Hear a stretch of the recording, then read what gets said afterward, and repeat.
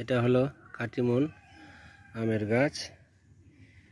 এইবার প্রথম একটা কাটিমন আম ধরেছে, সাইজটা মোটামুটি ভালোই। আর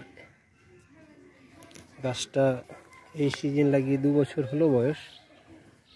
মুকুলও এসছে এইদিকে, আর এই যে আসছে মুকুল আসছে, এখানেও মুকুল আসছে।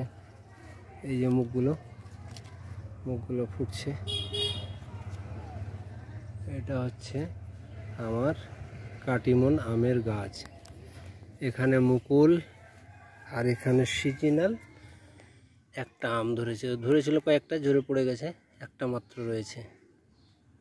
দেখা যাক কীরকম ফলন হয়। নাম তো খুব শুনেছি, এখনও টেস্ট করা হয়নি, এইবার হয়তো টেস্ট করব। বর্তমানে মুকুল ধরেছে আর এইগুলোতে মুকুল আসছে। এই যে মুকুল আসার প্রবণতা দেখা যাচ্ছে। দেখা যাক কেমন হয়।